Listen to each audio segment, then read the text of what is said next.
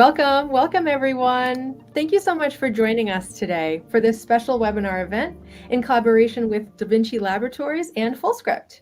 I'm Amy Regan from Fullscript, and I'm so glad that you joined us. A few housekeeping notes. Please place all questions you have in the Q&A box for a chance for them to be answered during the presentation. This webinar will be recorded, and the recording is sent via email to all attendees and registrants, and there's a copy of the presentation slides in the handout section. And I think I misspoke. We're going to save the questions till the end. So let's do the Q&A session after Cass is done. And it is my pleasure to introduce Cass Nelson Dooley, MS, who is a researcher, author, educator, and laboratory consultant. She studied in medicinal plants in the rainforest of Panama as a Fulbright scholar, and then launched a career in science and natural medicine. Early on, she studied ethnobotany, ethnopharmacology, and drug discovery at the University of Georgia and Apotech Incorporated. She joined innovators at MetaMix Clinical Laboratory as a medical education consultant, helping clinicians use integrative and functional laboratory results in clinical practice. She owns First Health Consulting, LLC, a medical communications company with the mission to improve human health using the written word. Ms. Dooley Nelson is an oral microbiome expert and author of Heal Your Oral Microbiome. She is a contributing author in laboratory evaluations for integrative and functional medicine and case studies in integrative and functional medicine. She has published case studies, book chapters, and journal articles about the oral microbiome, natural medicine, nutrition, laboratory testing, obesity, and osteoporosis. It's our pleasure to have you here today, Cass. Thank you so much. Thank you for that introduction. I'm honored to be here on behalf of you guys and also DaVinci Laboratories, and just very glad to be here and to talk a little bit more about glutathione. Okay, well, let's jump in.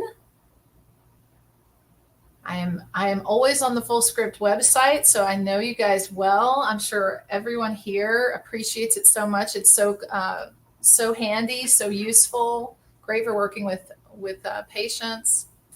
So let's talk today about what we'll talk about.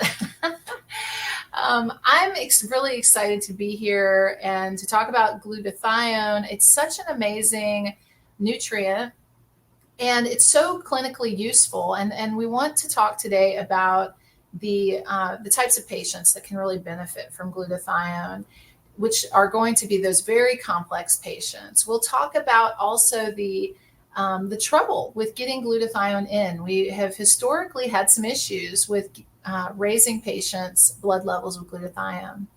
We will talk about the treatments at your disposal, because I know you are. I know this is a clinician audience, and you have some tough patients. You have patients that you really want to help. And what are those treatments that can really get you there to improve glutathione levels? I am also excited to tell you about a revolutionary new delivery system from DaVinci Laboratories that gives you a glutathione product that is 2.5 times better absorbed. So this is a game changer, a new product on the market that you need to know about. And also, my background is in laboratory testing. I've been doing integrative and functional medicine consulting for about 18 years. And so I also wanted to bring in my background in testing. So we'll talk about tests that you can use to figure out if your patients need glutathione support. We'll talk about urine and blood tests, genetic tests, and how to identify that patient, that perfect candidate for glutathione support. So if you're not already a big fan of glutathione, I hope our presentation today will, really cinch the deal, and that you'll be loving this nutrient like I am. I consider it a wonder nutrient. I think we've all heard about it. It was one of the first nutrients I learned about when I was studying nutritional medicine. It is, so let's just kind of refresh on our biochemistry. It is a tripeptide.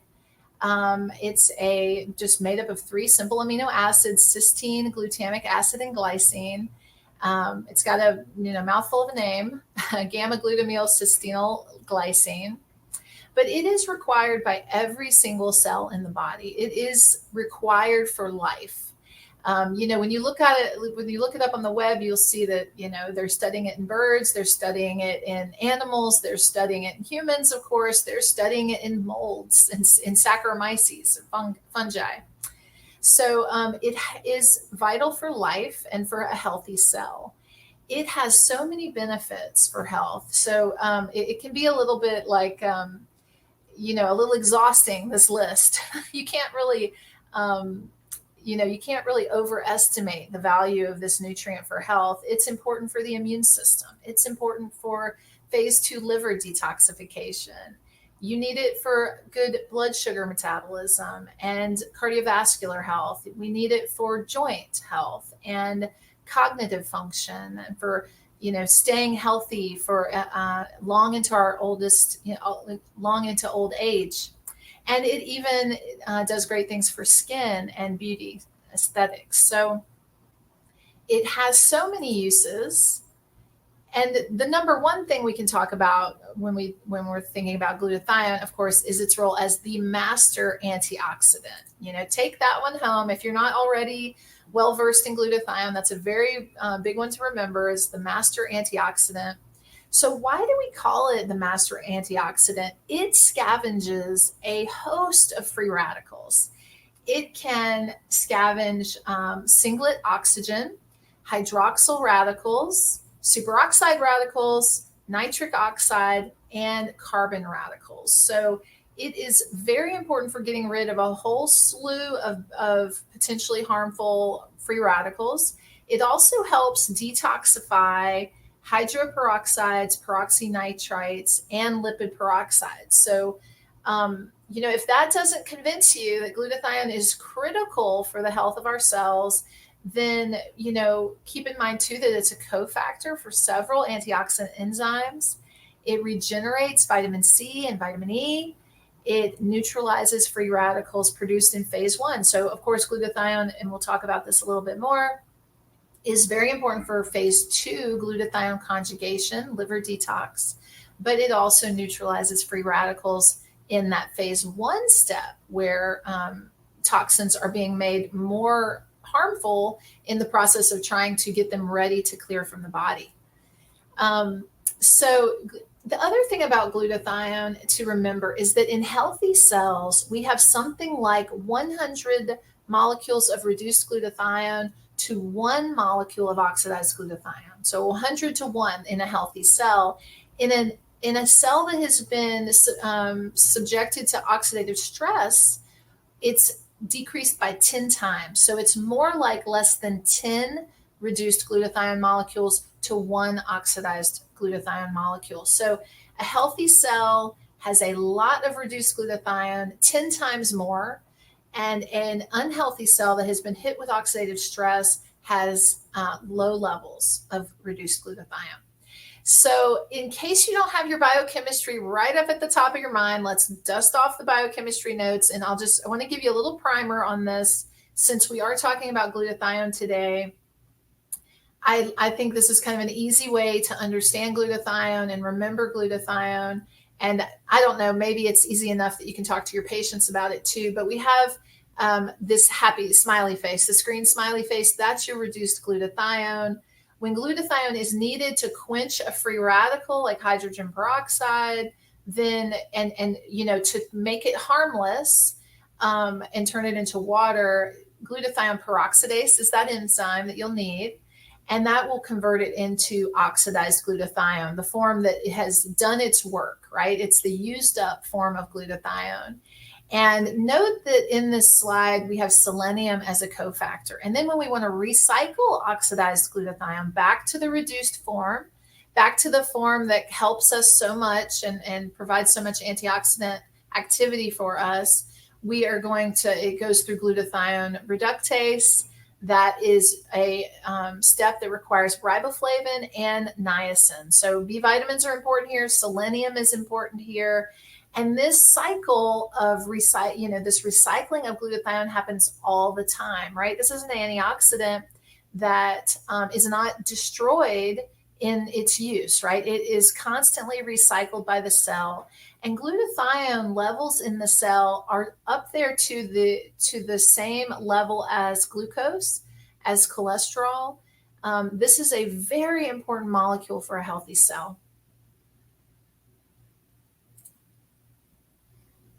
High glutathione levels are, associated with good things.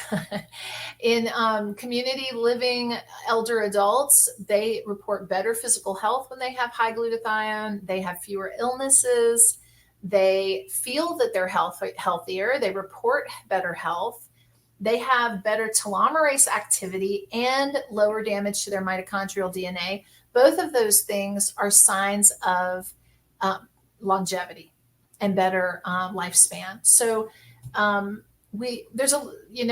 feel like the evidence is pretty strong that that glutathione is going to be higher in people that live longer, that, where we see problems with oxidative stress, usually there can also be these low glutathione levels, such as in these chronic degenerative diseases. So there's a host of diseases that have been associated with low glutathione: neurodegenerative conditions like Alzheimer's and Parkinson's and Huntington's, lung disease, immune diseases, cardiovascular diseases, things related with the eyes, age-related diseases of aging, the aging process itself, also liver disease and cystic fibrosis. And this is from what I feel like is kind of a classic paper by Joe Pizzorno.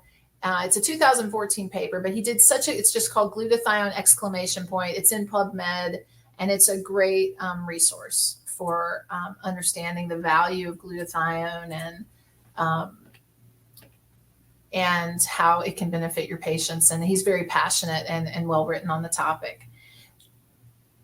And on the flip side, we see low glutathione in these certain diseases. And on the flip side, there are conditions where there's good evidence that supplementing glutathione is helpful. Those same conditions, right? Alzheimer's, ALS, autism, celiac disease, of course, heavy metal, toxicity, lupus, liver disease, for example, Parkinson's, again. So it's kind of a repeat of the same list, inflammatory diseases of the GI. So glutathione, it has a host of benefits. I think it, if you only have one nutrient, if you're deserted on a island, what are the nutrients that you want to bring with you? Glutathione might be one of those best nutrients to bring with you. And also, we are really kind of fighting an uphill battle every day when it comes to glutathione, because so many things deplete our glutathione levels. Injury, poor sleep, medications, if we're not eating a healthy diet that's rich in glutathione precursors, stress, aging. I mean, just the fact that we're all getting older all the time is a hit against us when it comes to glutathione. Alcohol intake. And then, of course, if you have chronic illness, you're likely going to have a hit to your glutathione reserves, environmental toxins, and inflammation. So all of these things kind of chip away at our glutathione status and are things that we need to be aware of for patients as well. Excuse me 1 minute. I'm going to get a drink of water here.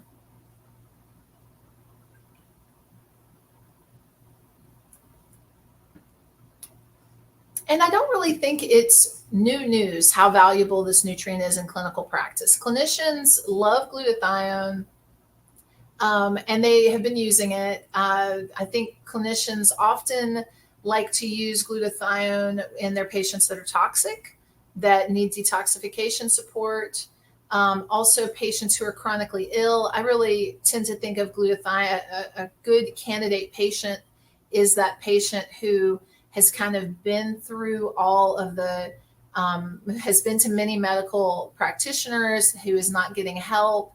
Nothing seems to help them get back into kind of an anabolic or build and repair type of state. They're just constantly in this catabolic state where they cannot heal. patients with oxidative stress conditions like the ones we talked about on those previous slides, autoimmune diseases, injuries or tissue damage that is difficult to heal, inflammation, right? And oxidative stress, the patients that okay, this patient is really inflamed and I just need to try to put that inflammatory process on ice. And then just for general overall wellness and anti-aging or, healthy aging support. Okay, so there are so many great things. Glutathione's so good at so many great things, but we still have to kind of focus our efforts, right? Focus our energy. Yes, it's great for everything and everyone, but let's kind of dive into where we really can see benefits from glutathione. One is cellular health, and glutathione is required for every single cell in the body. It is high it's required for healthy mitochondrial function. It regulates healthy cell division and helps determine when cells should die. So when it comes to, mitochondrial health, when it comes to cancer prevention, we really want good levels of glutathione. And so I think that's a kind of an obvious benefit of glutathione. Also skin health, and we're going to talk about that next, but it has great benefits for skin. So your patients who are, want that aesthetic benefit, maybe your female clients in their 40s, 50s, 60s who want to get a bonus to their lifestyle and supplement changes. Skin health is a really great benefit of glutathione. It has a lightening activity for skin. It smooths out the skin. It helps even out the tone, skin tone.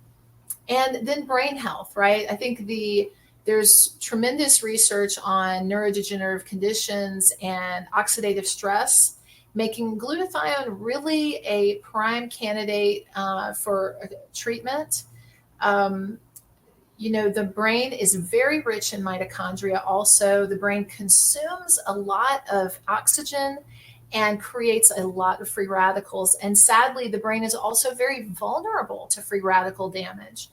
It is a major process that leads to our cognitive decline over our lifespan. So, having that glutathione right there to improve brain health and to kind of counter the constant oxidative load in the brain is really wonderful.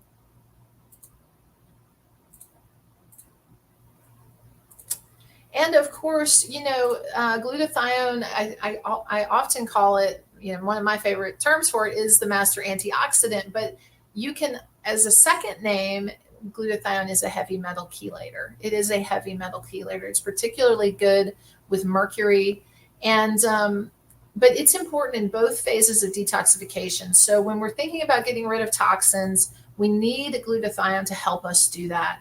And you will see when we talk later about the genetics with glutathione, when you don't have everything you need to do glutathione conjugation, you are more at risk of cancers because you're having more trouble dealing with the toxins that you're exposed to every day. So phase 1 and phase 2, I don't want to go into those details. I think you guys probably know that. But of course, we're transforming toxins into something that's a little bit more harmful in phase 1 so that it can then be cleared in phase 2 as part of conjugation, phase 2 detoxification. And glutathione is important in both steps of that process. So the role of glutathione in skin is important because skin gets hit with a huge amount of oxidative stress, right? It's not just, it's not just oxidative stress from cellular activity, right? Because we produce a lot of oxidative free radicals just as part of normal wear and tear of cellular activity. But also the outside world, right? The skin is that interface between us and the outside, between our internal world and the external world. And there's a huge amount of UV radiation that we get. The skin gets the highest load of oxidative stress of all the organs in our bodies. So glutathione has this benefit to protect from that oxidative stress and from harsh conditions and pollution and all of those things that our skin is confronting every day. It helps smooth complexions. It helps even out skin tone and dark spots. It's said to have kind of a glowing effect on the skin. Glutathione is so important for the immune system. One of my clients, they use glutathione as one of their 3 most important nutrients that they use in autoimmune patients. The others are vitamin D and curcumin. But, the role, glutathione is required for immune cells to work. And when you have people in high inflammation or immunological diseases that are creating a lot of oxidative stress, it's going to deplete the patient's glutathione levels. The research that's been done here is on HIV patients. Their glutathione and their cysteine levels are depleted every day. And then when these patients are given N-acetylcysteine, thereby providing the building blocks for glutathione, all of their immune functions improved. And glutathione has kind of a modulatory effect on the immune system. So it can, improve it if needed, or it can also kind of help calm things down if the immune system is in overdrive when it shouldn't be. So I think we all agree glutathione is a pretty amazing nutrient. It promotes health, a lot of different systems. It's required by every cell of the body. There's not really an argument that this isn't a beneficial nutrient that we need to get into patients that are sick, especially chronically ill patients. The thing is, how do we get it in, right? And this is kind of a historical challenge, because early studies suggested that when you took glutathione orally, just very little made it into the plasma that was measurable. And there are real reasons for this. Glutathione can be easily broken down in the GI. It is sensitive to acidic pH. It doesn't like light. It doesn't like heat. So it's kind of a fussy molecule, really. There's no carrier that helps get it into the cell. So, historically, we have been, in the integrative and functional medicine world, we have been giving N-acetylcysteine, and IV glutathione has been a way to get around it. But N-acetylcysteine was really for a long time promoted as the way to raise glutathione levels. There is IV, that's not as convenient, obviously. There's liposomal glutathione available now and promoted as an absorbable form of glutathione. There's standard oral glutathione supplements. And then, of course, there's diet, where you can boost the cruciferous veggies and amino acids and give all of those building blocks for glutathione in the diet. And then, of course, cofactors, right, like selenium and the B vitamins, to try to help the body make its own glutathione and recycle its own glutathione. So there's really been a need for glutathione supplements that are more bioavailable. And I think, there are patients that really need better glutathione levels, especially those challenging patients. And we have something here that I'm really excited to tell you about. It's a revolutionary delivery system. This is called ProVail. It is a special delivery system that kind of encapsulates. It's called microencapsulation. It surrounds and encapsulates glutathione in a polymerized whey protein. So it's basically whey protein that has been physically and chemically changed so that it can, encapsulate glutathione. And this is a game changer. I think this is a real, game changer for the glutathione products market because of the novelty of this delivery system. So microencapsulation as a technology is no new thing. This is something that food scientists have been using a long time. It's, used in some supplements. It helps make things better absorbed. It helps kind of protect those nutrients that are unstable. and protects them from breakdown in the stomach, extends their shelf life, so they can hang around longer on the shelf before they make it into someone's body. And it helps improve delivery to blood and tissues, right? Because ultimately that's what we're after, is to get these non-bioavailable nutrients through the GI into the systemic circulation, into the tissues, so that we can see clinical benefits. And that is the goal of microencapsulation. So Provail was developed by the Da Vinci Laboratory with a food scientist at the University of Vermont, in collaboration of their R&D department and University of Vermont's food science department. And they have developed this whey encapsulated glutathione. And like I said, it acts like an envelope. These are very small particles of whey. And they are similar in size to the little protein mineral clusters in milk that we call casein micelles. That's what gives milk its white color, it refracts light. So this enveloped glutathione can pass through the stomach and GI untouched. And when it arrives in the small intestine, the whey protein is digested. It kind of opens this envelope, and the glutathione is released for maximum absorption where you want it to be absorbed. And the results working with Provail have been remarkable. They've been pretty amazing. It works faster, it works better, and it goes deeper. So let me tell you a little bit more about the research behind this. They, Da Vinci Laboratories and the University of Vermont, they developed this product. They did an animal study to prove its clinical or its usefulness and how it works and its safety. And they also patented this Provail glutathione.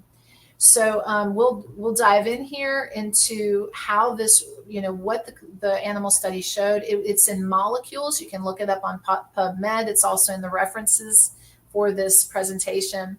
So what they found is, what they did was they gave mice both the Provail glutathione and the leading brand of pure glutathione that is in many supplements that we are familiar with, as well as control. And what they found was the Provail glutathione raised blood levels better than the leading brand, 2.5 times better, increased blood antioxidant activity more. It also increased glutathione levels in blood quicker, worked faster in 1 hour instead of 2 hours, and it went deeper. So levels of the glutathione were found at the tissue level, which is, of course, where we want these nutrients to reach ultimately. It was shelf stable. It resisted heat and light and oxidation. It survived the stomach, and it was found to be safe and non-toxic. So here's some data from the study.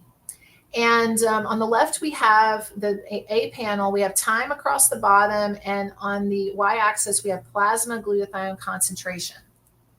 So you can see, as I mentioned, the animals were given Provail and pure glutathione. Provail is the whey encapsulated glutathione.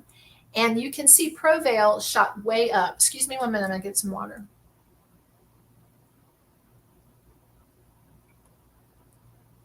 So look at the plasma glutathione concentration with Provail. It was way higher, 2.5 times higher than the pure glutathione. And then you can see the controls, the PWP, that just stands for, that's the whey protein, polymerized whey protein, and then the control. So we saw a big difference in there. And then also with plasma antioxidant activity, we saw the dark blue is Provail, and the kind of olive color is the free glutathione, leading brand of free glutathione.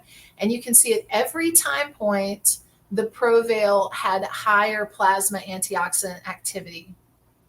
And I just want to take this moment also, while I'm remembering this, that when you're looking at your glutathione products, when people, when you're looking at marketing materials or data on glutathione supplements or ingredients, do look at how they measure it, right? in this study, you're really looking at the quantitative numbers, right? We see plasma glutathione concentration quantified, micromoles per liter. We're looking at the level before and after the treatment was given. Same with plasma antioxidant activity, the before and after. Now, I have seen in some glutathione products that the way that they're marketing those products is to tell you the percent change from baseline.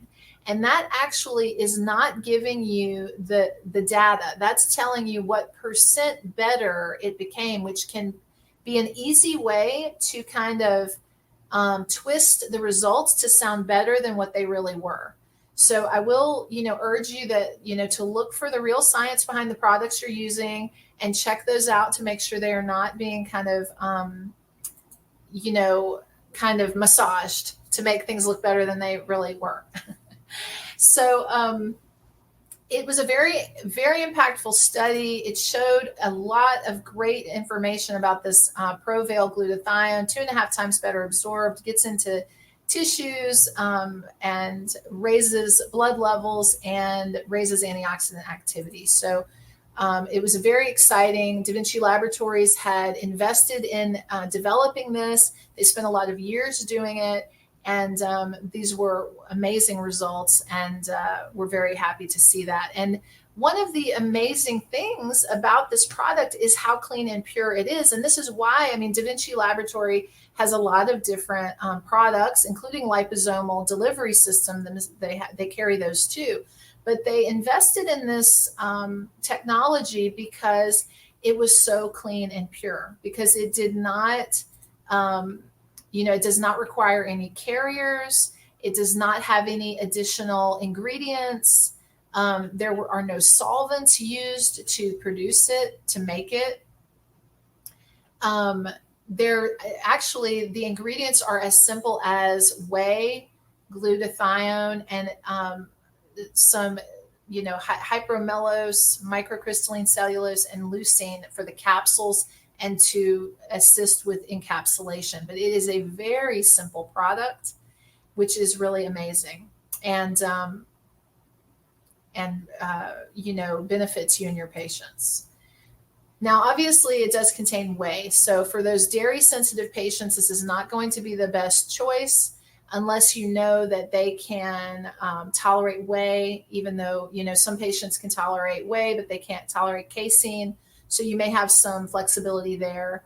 And let's just talk a minute about Da Vinci Laboratories. I have been working with them for many years. I actually first learned about them when I started in this industry. I worked at Metametrics Clinical Laboratory, and their products were stocked in our company pharmacy, the one that was available for employees. So I have been familiar with Da Vinci Laboratories. They came to me with a prestigious reputation. I was working with my colleagues who had been in the nutritional medicine field for decades already. And it's just a pleasure to work with them. I've had a chance to speak for them, to do writing for them. It's a family-friendly culture at this company, and they're a delight to work with. And they believe in quality supplements. They believe in pure ingredients, and they really are thinking about the health of your patients and the potency and the design and the innovation of these products that are really kind of the best of nature and science. So this is a company you can trust and feel good about working with. So let's talk a little bit, before we dive into liposomal, I did want to compare liposomal and the whey encapsulated glutathione. But I did want to mention about dosing, because with the Provail, let me just go back here. You know what, actually, let me go forward here and talk a minute just about the Provail. One of the great benefits of this Provail is that because it's 2.5 times better absorbed, you can get by on half the dose. So that is a benefit. The pricing is competitive because of that too. You'll notice that when you look up Da Vinci Laboratories and look up this glutathione ingredient, you will find that it is competitively priced. And then, there's really no toxic dose because, as we mentioned, let's see here, because it's such a clean and pure product, it really contains whey and glutathione. Both of these are generally recognized as safe ingredients. So, it's possible to consume up to 2.5 grams of this ingredient safely, which would be the equivalent of something like 5,600 milligrams or over 5 grams of pure glutathione. And, dosing is usually in the ballpark of 750 milligrams to 1,300 milligrams a day of standard glutathione. And that can be adjusted for it. You can kind of calculate for the fact that this Provail glutathione is it's 2.5 times more absorbed. So a standard dose would be something like 250 to 450 milligrams of glutathione 1 to 3 times a day. Theoretically, that could be halved with this new ingredient. Okay, so back to liposomal. Let's talk about liposomal because many of us are familiar with liposomal glutathione, and we want to know more about how these compare. So liposomal glutathione is marketed as a more absorbable form of glutathione also. It's really kind of a similar concept as microencapsulation. But these liposomes are hollow spheres. If you guys remember, these are composed of phospholipids, and these little spheres can be filled with nutrients. And the idea is to enhance the absorption of nutrients in the GI and protect the nutrients from breakdown as they go through the GI. So here in this slide, we can compare the polymerized whey protein with liposomal glutathione. So as I mentioned earlier, that whey encapsulated glutathione has no carriers or inactive ingredients. Now, one of the big differences is it's protein, right? Protein is the ingredient that is helping to carry this nutrient of glutathione. And with whey protein, it has its own benefits it brings to the table, right? It promotes tissue repair. It's good for the gut permeability. It raises glutathione levels, so it has this bonus effect. Also, this product is in a powder form, which gives you a lot more flexibility with the ways that you can take it in. The Provail glutathione has a shelf life of 24 months. At room temperature. Now, liposomal glutathione is a little bit more finicky, right? It does contain carriers and additional inactive ingredients. Fat is the main ingredient to encapsulate the glutathione. It's usually a liquid, and it may need refrigeration. So we do have some other things to think about with liposomal. I'm going to take a sip of water, excuse me.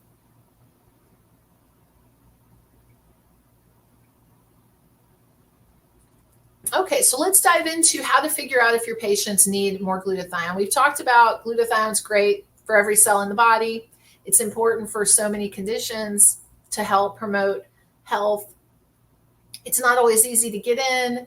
There are solutions. There are technologies to help get glutathione into the body better, including Provail, which is an exciting new one on the scene. So how do we figure out who those patients are? I mean, you can pick them out based on clinical symptoms and their clinical history, of course. But here are some other tools to help you identify who could really benefit. So we will talk about a handful of tests. We'll talk about glutathione tests, oxidative stress tests. We'll look at some amino acids, some organic acids that you can measure, other glutathione markers that are organic acids, and also some toxins. I have a couple of little case examples because I know that's probably what you like to see, since that's probably what you're seeing in real life in your clinics. So I try to include that too. So you can measure blood glutathione. I think it's a wonderful test, and it gives you some information about what's happening at the systemic in systemic circulation with glutathione. So you can measure antioxidants. Now, it's an equation, right? It's antioxidants and oxidative stress. So we're looking at that equation. You can measure the antioxidants in blood, or you can measure the oxidative damage markers. In this case, they're in urine, like lipid peroxides and 8-hydroxy-2-deoxyguanosine. Some people, if you're trying to cut costs on testing, you could just measure oxidative damage. I think, the main reason you need to know about the blood antioxidants is to make sure that what you're giving is getting in. But sometimes, at the end of the day, ultimately, we just need to know, are they having oxidative stress that needs to be addressed? And, if costs are a concern, that's a way to cut costs. There's genomic testing for glutathione, right? We are not all born with the same hand of cards when it comes to glutathione. Unfortunately, some people are born without glutathione S transferase. This is critical for getting rid of toxins, clearing them out of the body, and helping to prevent cancer. And not everybody has the full set that they need. So, genomics testing, of course, if you have 2 positives, then you are homozygous for that SNP. If you have a positive and a negative, you're heterozygous. And if you have a negative, that means you are wild type. You're in the clear. Glutathione S transferase mutations are associated with numerous cancers in epidemiological studies. So, this is definitely a risk factor for cancer. And, it's good for us to be ahead of the ball game here and to be thinking about it ahead of time with patients before cancer is an issue. There's one isoform, glutathione S transferase M1, that is often mutated 75% of Caucasians and 25% of Africans. So this is widespread, and it can be absent altogether. It is a big concern. Now, the good news is just with changing diet, you can boost glutathione levels. So just giving those patients more cruciferous veggies 4 times a week increased glutathione by 16 to 38%. So, that's a big deal for just food, but obviously we'd like to improve it even more.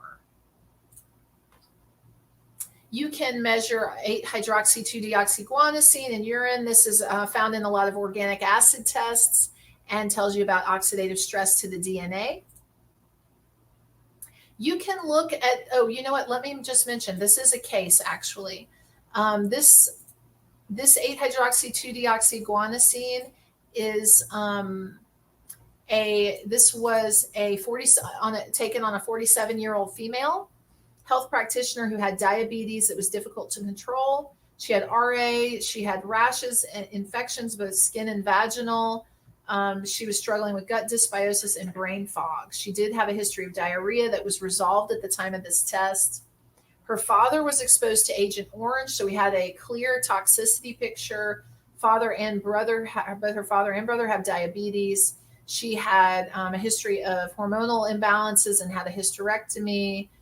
But she is a nutritional medicine practitioner, and so she eats extremely clean and exercises, but could not get her blood sugar under control, no matter what she was doing diet-wise, and could not lose weight. So she was really struggling. This is a person who is experiencing a lot of oxidative stress.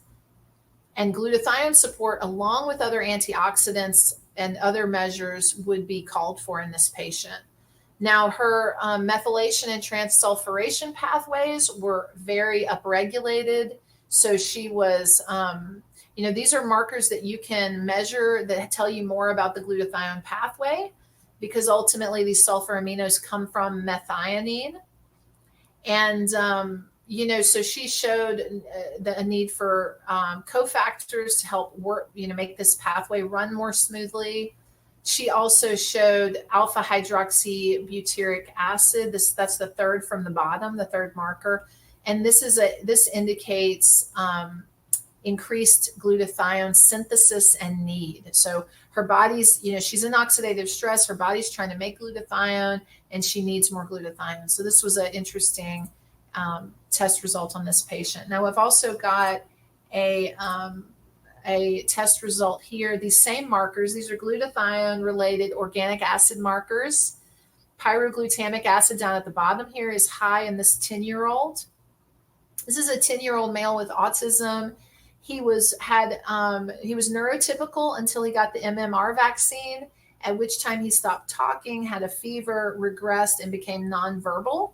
Now, other testing showed he had gut dysbiosis, mitochondrial dysfunction, which we'll look at on the next slide, and mercury in his hair test. So he had some other issues. This pyroglutamic acid being high tells us that he is, making glutathione vigorously and wasting it. So again, this is a candidate for glutathione support.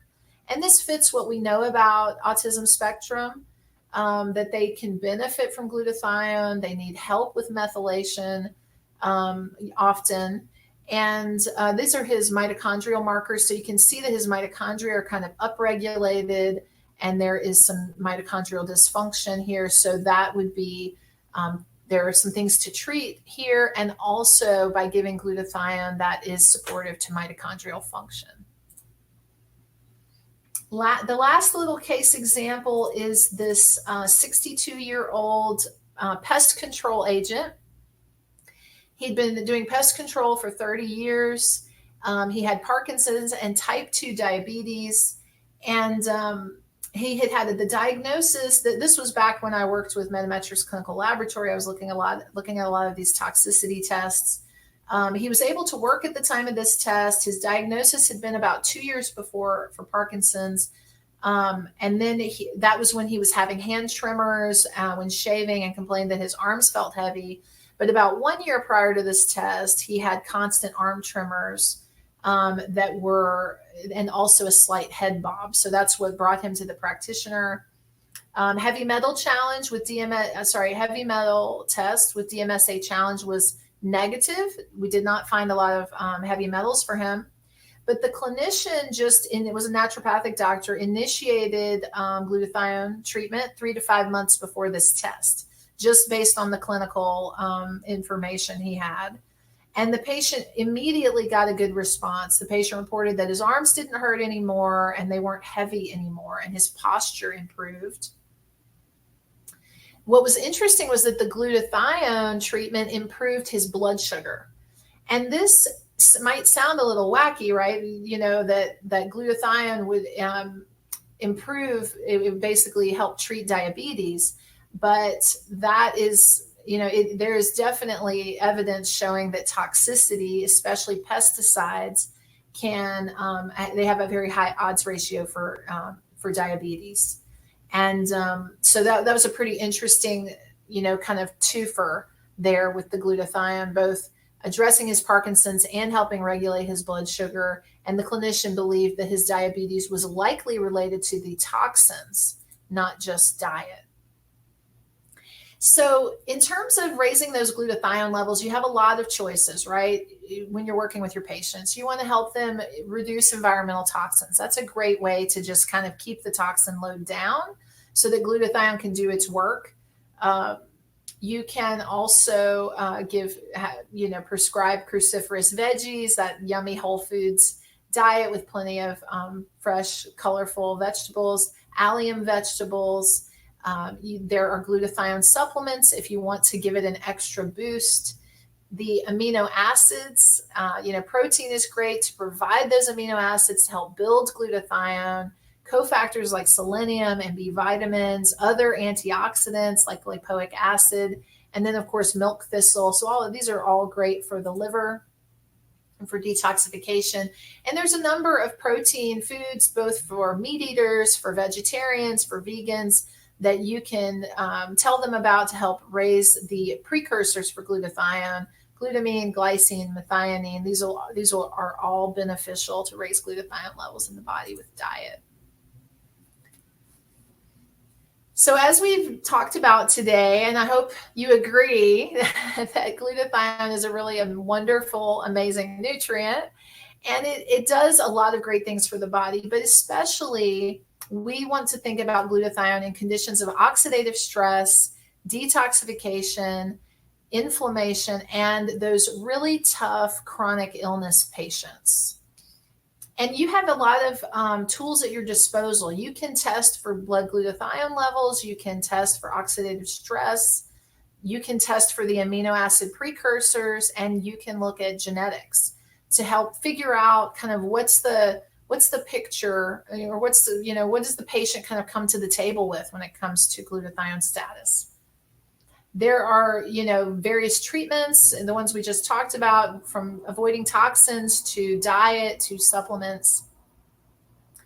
And, the question about getting glutathione supplements into the body is not very easy or clear.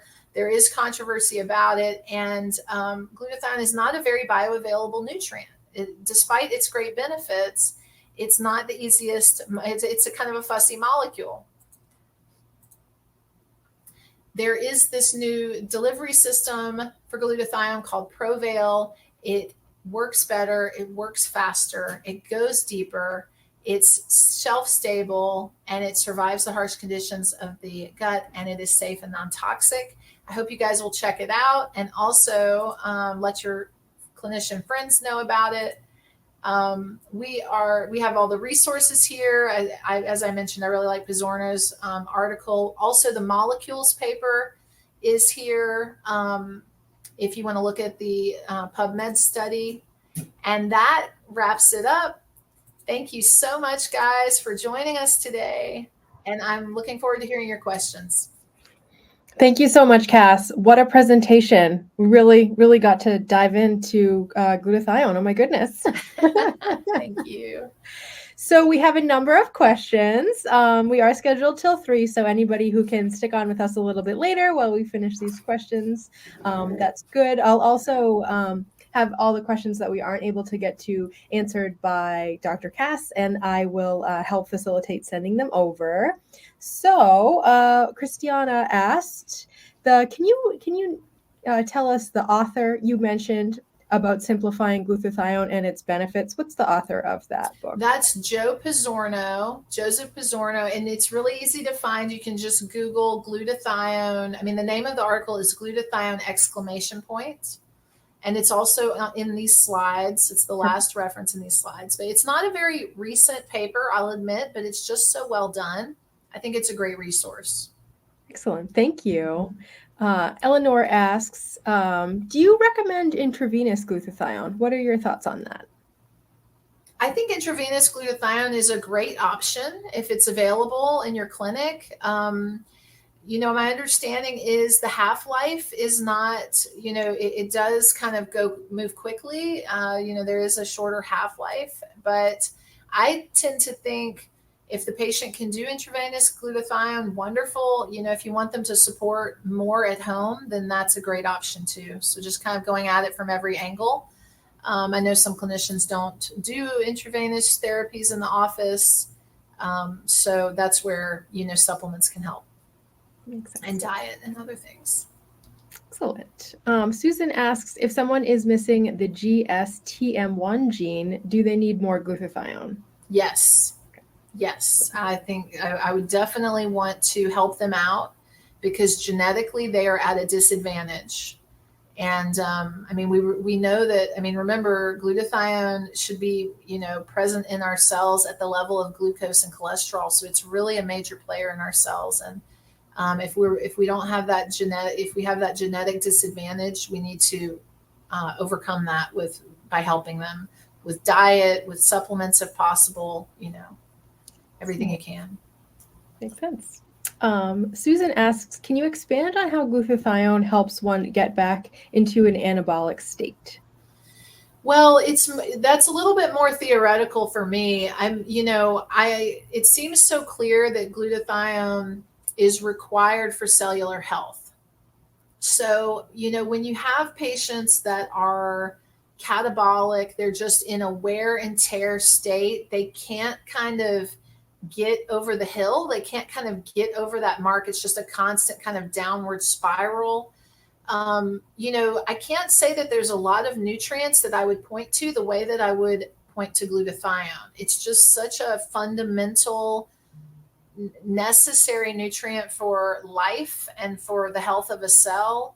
And it's like, it's associated with all of these conditions, every chronic illness where you're going downhill. There's low glutathione and oxidative stress happening, it seems like. So, there are, of course, other areas where you may be thinking about trying to get a patient back into an anabolic state. Sometimes hormones, I would be thinking about, obviously, nutrition. I mean, just basic nutrition, vitamins, minerals, amino acids, fatty acids. But, I'm kind of thinking about those tough patients that can't get well. Like, you've done all your main tricks you have in your bag, and they're still, they're still struggling. Just a quick example, a colleague of mine had to undergo chemotherapy for Hodgkin's lymphoma, and she had pretty serious, and also radiation. She had pretty serious damage to her lungs, and nothing she tried, and she's in our field, so she had a lot of resources, and she was seeing an integrated functional practitioner also. Nothing that she could do would heal that lung damage from radiation. It was severe. And I suggested that she try nebulized glutathione, which, was a hot topic at the time. It was years ago. But that was the one thing that turned her lungs around, and they healed. So she was just, and, glutathione is low in lung diseases. And with nebulized glutathione, you can deliver it straight to the lungs. So it was a good delivery system for that. But anyway, that's just an example of those really tough cases where I think if you can just help those cells get enough glutathione, they may be able to start taking over and healing on their own. Wow. What a story. Thank you for sharing that. Yeah, it was wonderful. Stephanie asks, any cautions to using or recommending GSH? Problem with certain SNPS, sulfur, etc. Well, the main thing I'm familiar with is that, those patients that are really fragile or really toxic, right? So if they're really compromised and fragile and you hit them with a bunch of glutathione, you might do too much too fast. So you do want to go low and slow with your particularly fragile, chronically ill patients so that you don't kind of overwhelm their bodies. Glutathione is in every cell of the body, so it is a generally recognized as safe molecule. So in and of itself, it shouldn't present any problems. Those are the main. I mean, I think the main thing is those fragile patients that you just need to go very carefully with. Excellent. Grady has a question about compliance, especially with children. Can you open up the Proval supplement and add it to a smoothie? Will that affect the delivery or degrade the product at all, just to make it more accessible for kids? That's a great question. And I want to defer to DaVinci Laboratories, so let's follow up with them. But everything that I know about this Proval whey encapsulated glutathione would tell me that would be perfectly fine. It's set up to protect it and to be light and heat stable and to make it through the digestive tract. So I really just think it's encapsulated for ease of use. But, from my understanding, it could definitely be used as a powder, just like you could use, a whey powder as well. That's great. Excellent. Yeah. And we'll follow up for sure. Yeah. So Gina asks, is the whey in Proval undenatured or isolate? Ooh, I don't know the answer to that. We would need, now you might want to check the molecules paper where they talk about the polymerized whey protein. So I think I'm going to have to defer to DaVinci Laboratories or even the R&D team and the food scientists that worked with it, because I don't know that off the top of my head. What was the question again, Amy? Is it isolate, or I just marked it as answered, so let me just drop down. Undenatured. Undenatured or isolate. Yep. The polymerized whey protein has been physically and chemically changed from your usual whey protein. So it is different. Now, I think that, in terms of getting the specific answer to your question, we probably need to bounce that to the scientists that worked with it. Excellent. We'll be able to do that. Yeah. Brian asks, can you talk about glutathione versus CoQ10 as antioxidants? Is it appropriate to take both as supplements? Sure. I mean, they're really quite different. CoQ10 is, I mean, they're both great for the mitochondria. And I would not hesitate from taking both. In someone under oxidative stress, they can take the whole cocktail of antioxidants. I do think if I could only choose one, it would be glutathione. As much as I love CoQ10, I do think glutathione has an even kind of bigger, more pervasive role throughout. But of course, CoQ10 is very important for the electron transport chain. And I mean, you need it to make ATP. Mm-hmm. So the heart needs it, the brain needs it. We didn't talk about this in the presentation, but the brain, the heart, the liver, these are tissues that are very dense in mitochondria. And we need to, support those mitochondria. So yeah, I think, CoQ10 is essential also, but there's no reason why you couldn't take both. Now, of course, CoQ10 you need to take with fat so that it absorbs better. Excellent. Carmina asks, would you need to give NAC if you're using glutathione? So would you take those both simultaneously? And if so, why would you need to do that? Yeah, I mean, you really wouldn't have to, in my opinion. I mean, if you're taking a good quality glutathione product that's absorbable, then you shouldn't have to also take in acetylcysteine. But I mean, it's kind of similar to like the IV plus the supplements thing. Like if you have someone that really needs glutathione support, it doesn't hurt to do both because you're really just kind of getting at it from a couple of different angles. And there's cost considerations and there's convenience and compliance. So, finding that right mix of what works for the patient. If N-acetylcysteine works better, then that's still a great way to try to boost glutathione levels. But I think if you're getting a good absorbable form of glutathione, you should be able to take a break from N-acetylcysteine if you want to. Excellent. Valerie asks, I know this is a big blanket statement here, but what's the recommended dosing and frequency for glutathione? Sure. So glutathione can be, you can dose anywhere from, let me just get the specifics here for you. Of course. Thank you. Mm-hmm.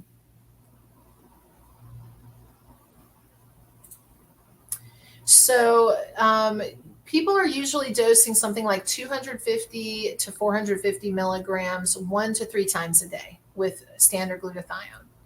So that equals about 750 to about 1,300 milligrams a day. And really the limiting factor is cost because it is not it's not a super affordable supplement usually. Now, the Provail, because it's 2.5 times better absorbed, that, you can get twice as far with the dose. So you're getting twice as much basically. You can get you're basically getting 2.5 times more with the dose of Provail. So I see. That is a benefit.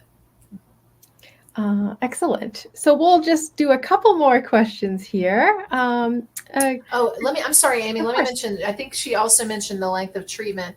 Yeah. So, I don't have there's not really like a time where you have to stop. I mean, there's kind of word on the street that maybe, long-term dosing is not ideal. I would hope that eventually you could get the body making its own glutathione and they wouldn't need to be on glutathione for, years.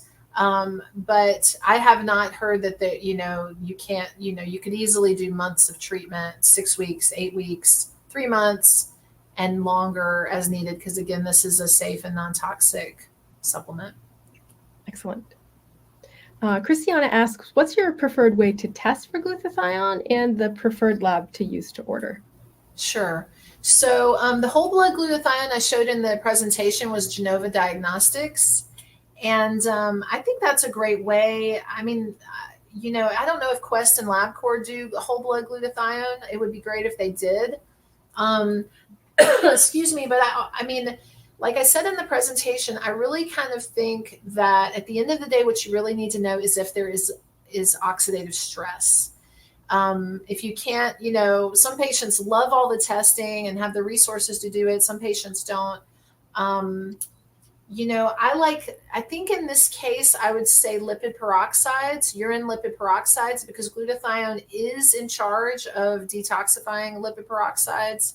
And so I think that would be a pretty good test of oxidative stress.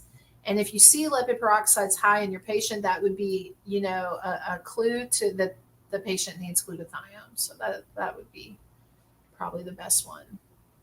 Excellent. And the last question we'll ask here is, are the dosing guidelines the same for liposomal?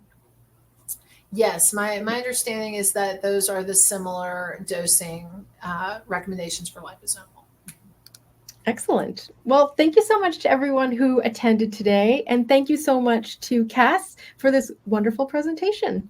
My pleasure. Yes. Yeah. Thanks to you guys. Thanks to FullScript, Emerson. Thank you guys. And thanks to DaVinci Laboratories.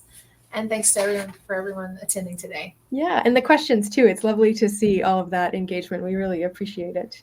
Everyone take a look or keep an eye on their email. I'll be sending out an email that includes a little bit of a promo for DaVinci Laboratories. So I'm anticipating sending that on Thursday or Friday. And if anybody has any questions, please reach out to me. My email is Amy, amy.regan, REGAN, @fullscript.com. And I can help field any questions and anything that you have. So thank you again so much. This has been a really informative and deep dive presentation, and great to work with you, Cass.